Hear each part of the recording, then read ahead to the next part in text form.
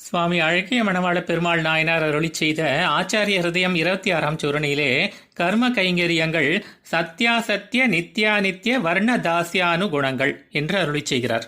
கீழ்ச்சூரணையிலே கிரியா விருத்தி ஆகிய பதங்களால் கூறப்பட்ட கர்மம் மற்றும் கைங்கரியம் ஆகியவை சாஸ்திர நிஷ்டர்கள் மற்றும் திருமந்திர நிஷ்டர்கள் ஆகிய இருவருக்கும் செய்வது என்ன என்ற கேள்விக்கு விடை அருளி செய்கிறார் இந்த சூரணையிலே. கிரியை என்ற சொல் மூலம் கூறப்பட்டது என்னவென்றால், பிராமண க்ஷத்ரிய வைஷ்ய சூத்ர ஆகிய வர்ணங்களிலே உள்ளவர்களுக்கு இதை செய் இதை செய்யாதே என்று சாஸ்திரம் விதிக்கிற செயல்கள், அதாவது கர்மங்கள் ஆகும். ஆனால் வர்ணத்தை, அதாவது சாதியை ஏன் சத்தியமில்லை நித்தியமில்லை என்று கூறுகிறார்? ஏனெனில் இந்த வர்ணமானது ஆத்மாவை போல எப்போதுமே ஒரே தன்மை கொண்டதாக இல்லாமல் ஏதோ ஒரு காரணத்தால் உண்டாகி பின்னர் சில நாட்கள் கழித்து மறைந்துவிடக்கூடிய இந்த சரீரத்தை நம்பி உள்ளதால் அப்படி கூறுகிறார்.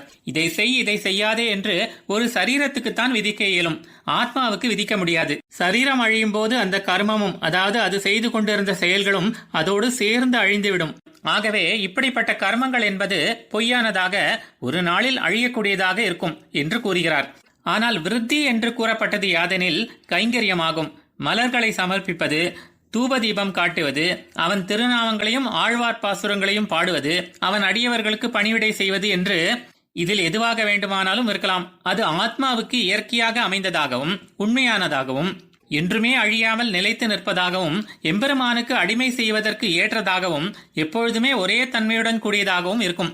இப்படியாக கர்மமானது வர்ணானுகுணம், அதாவது அவரவர் பிறந்த வர்ணத்துக்கு சேரும் விதத்திலும், கைங்கரியமானது தாசியானுகுணம், அதாவது அடிமைத்தனத்திற்கு சேரும் விதத்திலும் அமைந்திருக்கும் என்று அருளி செய்கிறார்.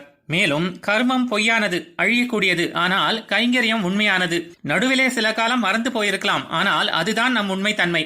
நம்முடைய ஆத்மஸ்வரூபத்திற்கு சேரும் விதத்திலே நம்மோடு பொருந்தி எப்பொழுதுமே இருப்பது என்று அருளி செய்கிறார். ஆழ்வார் எம்பெருமானார் ஜீயர் திருவடிகளே சரணம்.